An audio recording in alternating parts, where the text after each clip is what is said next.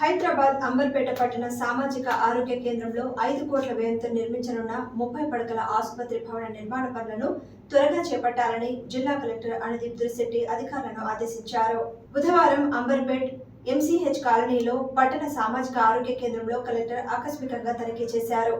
వైద్య సేవల కోసం ఆసుపత్రికి వచ్చిన గర్భిణీలతో ఆసుపత్రిలో వైద్య సేవలు ఎలా ఉన్నాయో అడిగి తెలుసుకున్నారు. ఆసుపత్రిలో డయాలసిస్ సెంటర్, ఇంజెక్షన్ రూమ్ తనిఖీ చేసి రిజిస్టర్లను పరిశీలించారు. అనంతరం ఆసుపత్రి ఆవరణలో 5 కోట్ల రూపాయల వ్యయంతో నూతనంగా నిర్మించిన 30 పడకల ఆసుపత్రి భవన నిర్మాణ పనులను త్వరగా చేపట్టాలని అధికారులను ఆదేశించారు. ఆవరణలో ఉన్న చెట్లను వేరే చోటికి తరలించాలని ఫారెస్ట్ రేంజ్ ఆఫీసర్ను సూచించారు.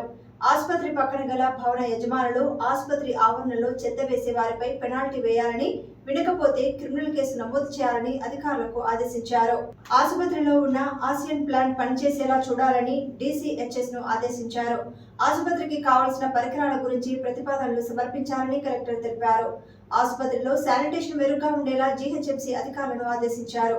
ఈ కార్యక్రమంలో జిల్లా వైద్య ఆరోగ్య శాఖ అధికారి doctor Venkati, DCHS Rajender, RDO Ramakrishna, DEE Jagadish Prasad, Shivaprasad, medical officer Dakshini, range officer Aruna తదితరులు పాల్గొన్నారు.